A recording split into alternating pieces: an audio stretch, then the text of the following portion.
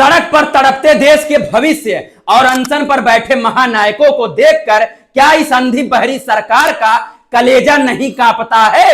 जंतर मंतर पर छात्रों के अनशन पर आज 7वां दिन है। बच्चे अस्पताल पहुंच रहे हैं तो दूसरी तरफ पर्यावरणविद सोनम वांगचुक का शुगर लेवल गिरकर 66 हो चुका है। आखिर इस देश के युवाओं और न्याय की आवाज उठाने वालों की जान की कीमत क्या है। दोस्तों नमस्कार, मैं सुग्रीव कुमार। दोस्तों जंतर मंतर से आ रही ये तस्वीरें किसी भी इंसान की रूह कपा देने के लिए काफी हैं। आज अनशन का 7वां दिन हो गया है।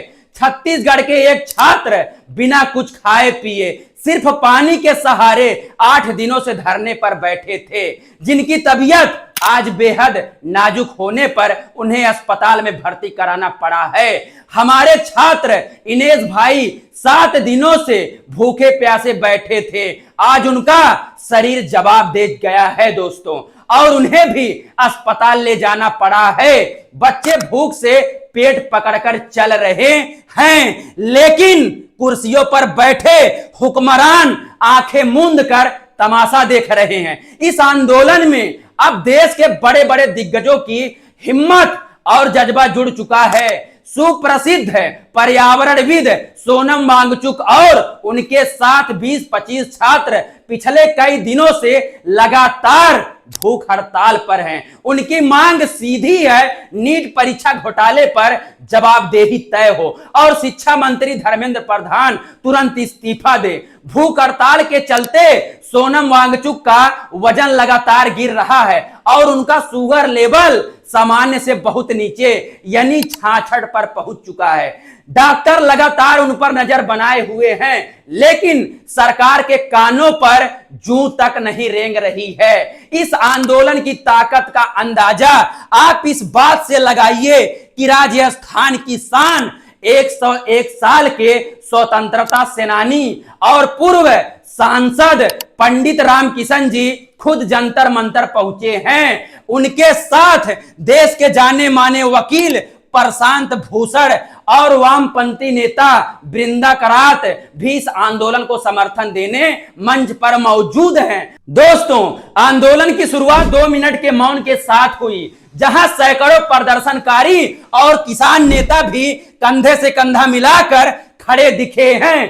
कांकरों जनता पार्टी के फाउंडर अभिजीत दीपके ने साफ कहा है कि हम बीजेपी समेत हर राजनीतिक दल को इस विरोध में आमंत्रित करते हैं, लेकिन वो अपनी पार्टी का झंडा छोड़कर सिर्फ देश के तिरंगे के साथ ही आए। दोस्तों आंदोलनकारियों का सीधा आरोप है कि प्रधानमंत्री के पास देश के इन नौजवानों के लिए वक्त नहीं है। उनकी प्राथमिकताएं कुछ और हैं दोस्तों, जैसे वर्ल्ड कप टूर करना, विपक्ष की पार्टियों को तोड़ना और अपनी ब्रांडिंग करना।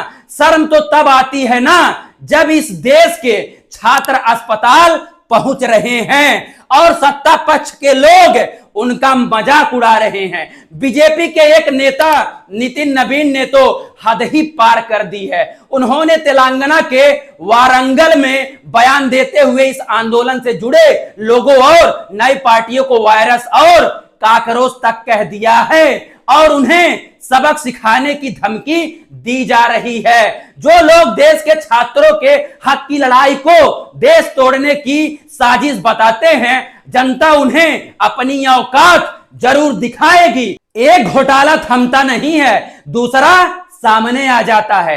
पहले नीट, फिर यूजी, फिर टेट और अब आज जयपुर पैरामेडिकल परीक्षा का पेपर लीक भी सामने आ चुका है। हर परीक्षा का पेपर खुलेआम बिक रहा है। देश के 24 लाख बच्चों का भविष्य पूरी तरह बर्बाद हो गया है। पेपर लीक के सदमे में 11 से 14 मासूम छात्रों ने अपनी जान दे दी है, आत्महत्या कर ली है। इतनी बड़ी और लगातार हो रही नालायकियों के बाद भी शिक्षा मंत्री इस्तीफा क्यों नहीं देते हैं? आखिर भारतीय जनता पार्टी की सरकार इस महापाप पर चुप क्यों है?